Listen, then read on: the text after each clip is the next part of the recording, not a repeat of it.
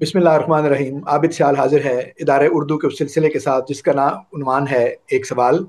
और आज दस्तयाब हुए हैं हमें जनाब डॉक्टर नासिर अब्बास निगर साहब इस एक सवाल के जवाब की तलाश में। सर, बहुत शुक्रिया, आपने वक्त इनायत किया। बेहद शुक्रिया आपका भी डॉक्टर आबिद साहब।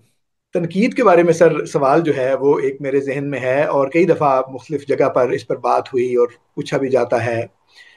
लेकिन परखने के लिए जब तनकीद मुख्तलिफ चीज़ों को या मुख्तलिफ जो असनाफ हैं उनको परखती है, तो उनके उसूलों में रख कर या उनकी जो बुनियादी नोयत है उसको सामने रख कर परखती है।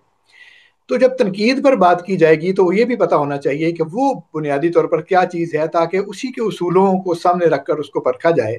तो इस ज़िमन में सवाल ये है कि तनकीद बुनियादी तौर पर एक शोबा इल्म है, या इल्म है, या फ़न है, यानी आर्ट और डिसिप्लिन में जो फ़र्क है उसमें से तनकीद किस तरफ को है, ताकि उसी के उसूलों के मुताबिक उसको देखा परखा जाए। जी, बेहद शुक्रिया डॉक्टर आबिद साहब। ये एक पुराना सवाल है। और हमें तनकीद की जो इब्तदाई किताबें हैं उनमें भी ये सवाल मिलता है। लेकिन कुछ सवाल पुराने होने के बावजूद गैर अहम नहीं होते।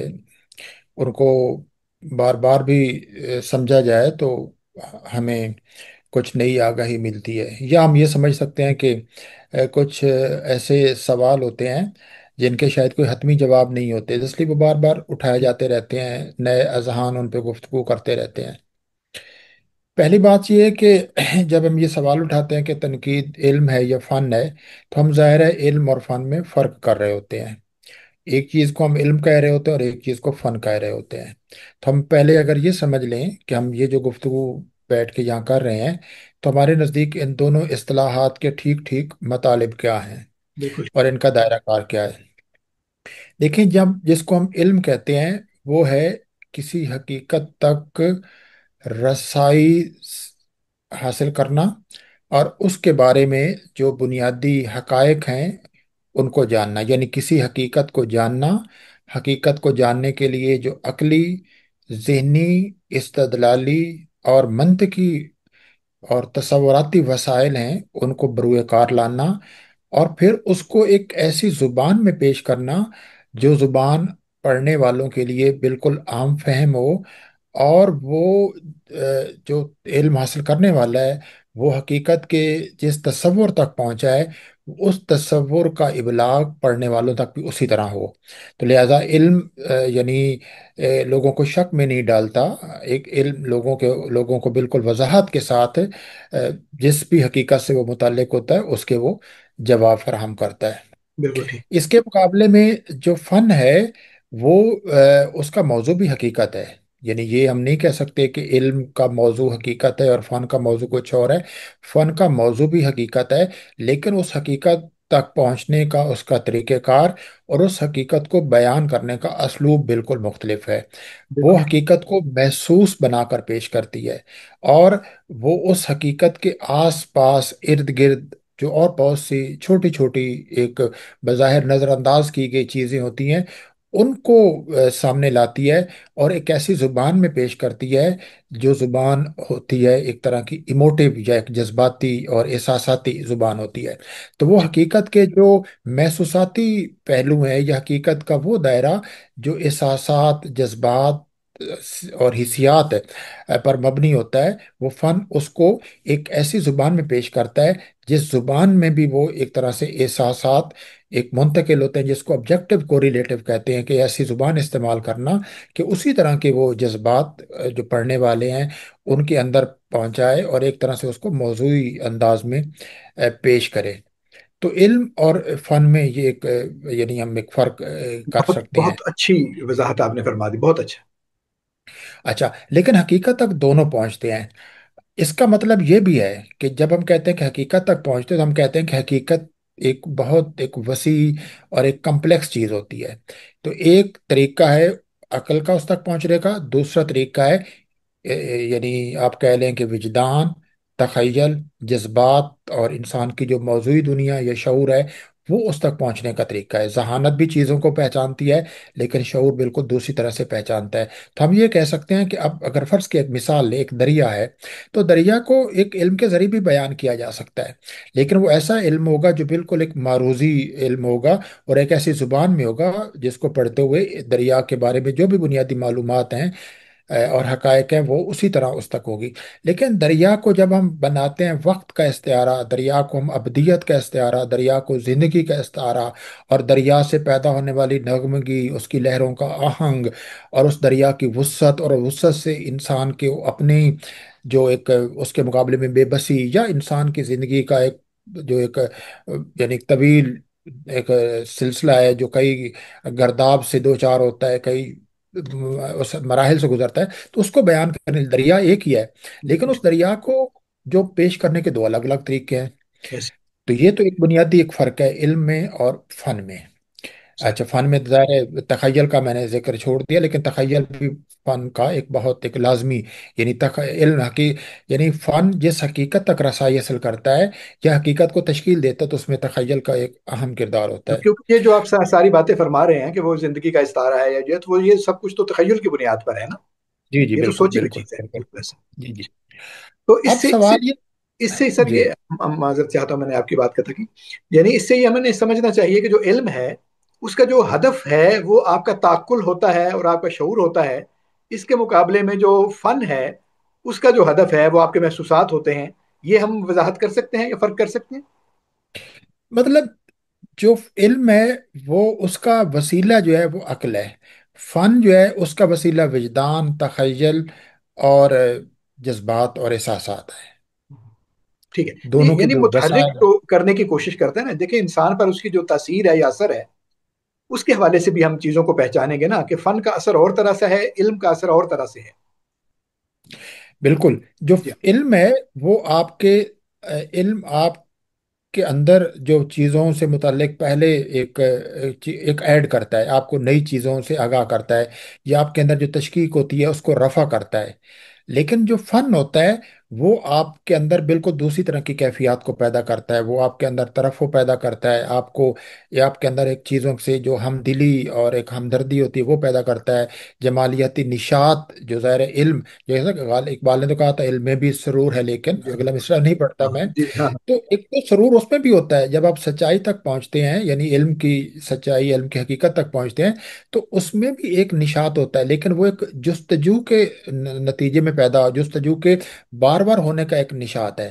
ٹھیک لیکن جو علم جو فن کا نشاط ہے اس کی نوعیت بالکل دوسری ہے، وہ ایک جمالیاتی نشاط ہے، جس کو واضح ٹھیک کرنے کے لیے کافی لمبی ایک ٹھیک ٹھیک نشست اب درکار ہے۔ تنقید پہ ذرا اس کو اپلائی جی کیجیے۔ ہاں، بالکل بالکل۔ اب اس کی روشنی میں اگر ہم دیکھتے ہیں تو جو تنقید ہے سب سے پہلے تو وہ علم ہے۔ تنقید ہمیں فن پارے کے بارے میں اور فن کے ارد گرد جو کچھ ہے، فن کے ارد گرد کیا ہے، زبان ہے، فرد کے فن کے ارد گرد فن کی روایت، تاریخ ہے، فن کے اسالیب ہیں، اور فن کی روایت ہے، اور پوری جو حقیقی دنیا ہے وہ موجود ہے۔ تو تنقید ہمیں فن اور اس کے آس پاس کی اور اس کے پس منظر میں موجود، یا اس سے پیدا ہونے والے جو معنی ہو سکتے ہیں یعنی ممکنہ، تو ان سب کے بارے میں ہمیں علم دیتی ہے، علم کی وہی جو ہم نے پہلے کی۔ جی اور اسی طرح علم وہ علم یعنی فن کا علم حاصل کرنے کے لیے اسی طرح وہ عقل کو، استدلال کو اور منطق کو بروئے کار لاتی ہے، اور ایک ایسی زبان میں پیش کرنا چاہتی ہے جو ایک طرح کی شفاف زبان ہوتی ہے جس میں ابہام نہیں ہوتا، یعنی تنقید کی زبان میں ابہام نہیں ہونا۔ جب ہم کہتے ہیں، آپ کہتے ہیں تنقید کو پرکھا کیسے جائے، تو تنقید فن پارے کے بارے میں جو بھی باتیں کرے ان باتوں میں کوئی ابہام نہیں ہونا چاہیے۔ ٹھیک ہے لیکن ایک چیز ہے کہ جب چونکہ تنقید کا جو موضوع ہے ادب ہے، شاعری ہے، فکشن ہے، یا دوسری اصناف ہیں جو ظاہر ادبی اصناف ہیں، تو تنقید جب ان کے بارے میں گفتگو کرتی ہے تو اس میں بھی کہیں نہ کہیں جو اس کی زبان ہوتی ہے وہ خالص کسی جو سائنسی علم کی زبان ہے اس کی زبان سے بالکل زبان اس کی ہٹ جاتی ہے۔ اور لیکن جو اچھی تنقید ہوتی ہے وہ اپنی زبان میں ایک تخلیقی اور جمالیاتی عناصر پیدا کرنے کے باوجود اپنا جو بنیادی فریضہ ہے کہ فن پارے کے بارے میں اس نے ہمیں علم دینا ہے، اس پہ وہ کوئی مصلحت اختیار نہیں کرتی یا کمپرومائز نہیں کرتی۔ ٹھیک ہے، اس کا مطلب ہے کہ اگر کوئی تنقید جو ہے وہ یعنی علم سے زیادہ یا وضاحت سے زیادہ یا جو اس کی تعبیر ہے اس سے زیادہ حزم دوزی فراہم کرنا شروع کر دے تو وہ اپنے منصب سے ہٹتی ہے پھر.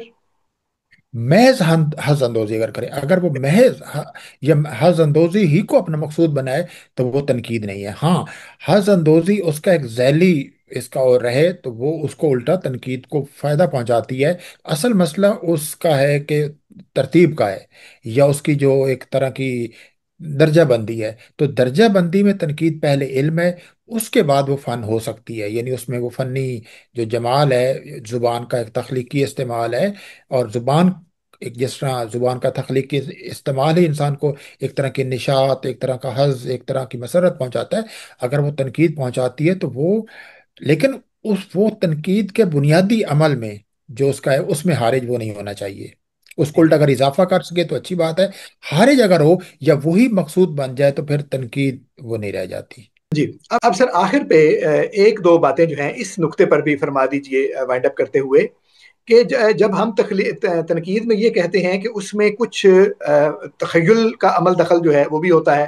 وہ تو خیر علم میں بھی ہوتا ہے لیکن تنقید میں خاص طور پر ہوتا ہے. یا اس میں وہ تخلیقیت کی حامل ہوتی ہے، اس طرح کی بات بھی ہم کرتے ہیں. تو یہ دونوں چیزیں جو ہیں یہ تو بنیادی طور پر فن کے لوازم ہیں.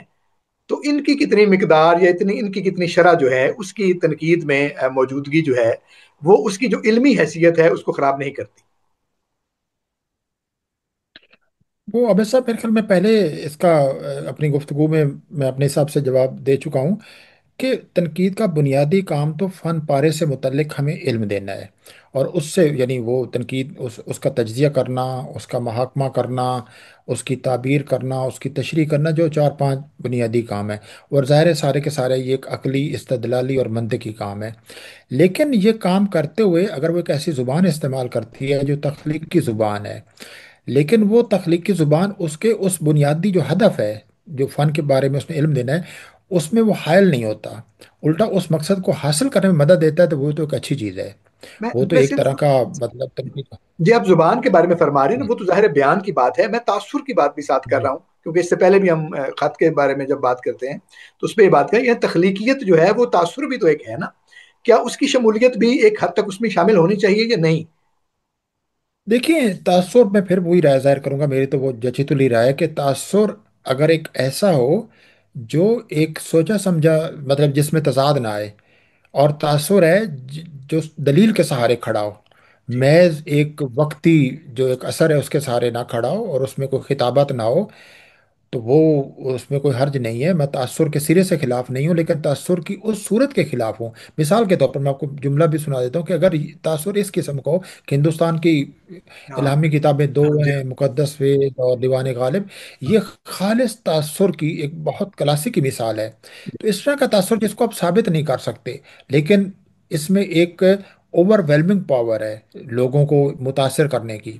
تو تنقید اس طرح کی زبان اگر استعمال کرتی ہے اور اس کو اگر وہ تخلیقی کہتی ہے، تو پھر میرے لیے اس سے تو اتفاق کرنا بہت مشکل لیکن ہے وہ جو کہ ہم کہیں کہ غالب نے کہا تنقید تھا میں کہ اس طرح آتے کی ہیں غیب سے گنجائش یہ ہے. مضامین خیال میں اور تنقید اور الہامی. طرح. وہ جو ہاں اس کا جی. یعنی وہ جو ایک اس کی جوہر ہے نا شاعری کا ایک بنیادی جس میں ایک الہام کا عنصر موجود ہے یا اس کا ایک تاثر موجود ہے. تو اس بات کو بیان کرنے کے لیے تو اچھا جملہ ہے میرے خیال میں. یا ظاہر ہے دیکھیں جب آپ پڑھتے ہیں میں پڑھتا ہوں، میں طالب علم ہوں آپ ظاہر نقاد ہیں. تو ہم دونوں کم از کم یہ سمجھتے ہیں کہ اس بات کو سائنٹیفکلی یا لاجیکلی ثابت نہیں کیا جا سکتا، نہ اس کو ثابت کرنے کی ضرورت ہے. یہ صرف ایک اس کی تفضیل بتانے کے لیے یا اس کے جو اس کا پیرایا ہے اس کے اظہار کے لیے ایک ہے بات. تو اس کو آپ یعنی نفی کریں گے تنقید کے معاملے میں سے یا اس کو آپ سمجھیں گے کہ یہ کوئی اچھی چیز نہیں ہے؟ دیکھیں، پہلی بات یہ ہے کہ آپ دو مختلف کتابوں کو یکجا کر رہے ہیں. مطلب آپ ایک مذہبی کتاب، جو کتاب مذہبی ایک لکھی گئی ہے، اور ایک شاعری کی کتاب ہے، نہیں آپ ان لاجیکلی دونوں سوچ کو رہے ہیں نا ملا سر، اس رہے وجہ ہیں. سے آپ یہ کہہ رہے ہیں. اب لاجیکلی سوچ کے جی. تو ایسے ہی بنتا ہے تو اس کا جواب تو نہیں دیا جا سکتا. لیکن اگر صرف آتے ہیں غیب سے یہ مضامین خیال میں فرض کریں اگر رکھا جائے سامنے یا غالب شریر خامہ نوائے سروش ہے یا اس طرح کے معاملات ہیں تو اسی طرف ہی ایک اشارہ ہے کہ الہامی کیفیت ہے بس. تو اتنا ہی سمجھ آتا ہے. نہیں نہیں، یہ تو اب ہم اس سے نتیجہ جو مرضی اخذ کر لینا، سر لیکن یہ تنقید کا جملہ نہیں ہے۔ تنقید کے جملے کے لیے مطلب اس پہ اگر آپ کہیں تو ہم پوری ایک نشست رکھ سکتے ہیں کہ کس کو ہم تنقیدی سٹیٹمنٹ کہہ سکتے ہیں، جس میں فلسفے میں کہا جاتا ہے کہ یہ ایک سٹیٹمنٹ ہے جو فلاسفیکل سٹیٹمنٹ ہے، تو تنقید میں بھی جو تنقید کا جملہ ہوتا ہے اس کی بھی بہت سی ایک شرائط ہیں کہ کس جملے کو ہم کہیں گے یہ ایک تنقیدی جملہ ہے۔ یعنی اکیڈیمک رائٹنگ ہونی تو یہ چاہیے آپ کہہ تنقیدی جملہ نہیں ہے۔ ہاں نہیں ٹھیک ہے، یہ تنقید میں بنیادی کہتا ہوں طور کہ پر ایک اکیڈیمک علمی رائٹنگ۔ طور پر ایک علمی طور پر ذمہ دارانہ ہونی چاہیے جس کو آپ ثابت کر سکیں۔ بالکل ٹھیک۔ جو مطلب جو علم کی کیا بنیادی ایک ضرورت ہے کہ جو جس کے بارے میں جو آپ کی تشکیک کو رفع کرے، آپ کے ذہنوں میں پیدا ہونے والے سوالات کے جواب دے۔ بالکل ٹھیک، بالکل ٹھیک ہے۔ یہ تو نیٹ بہت ہو گیا وضاحت ہے۔ ہو گئی، آپ نے الگ الگ دونوں خانوں کا فرق بتایا، اس کے لوازم بتائے، اور اس کے بعد یہ بتایا کہ تنقید ان میں سے کس خانے میں زیادہ فٹ بیٹھتی ہے۔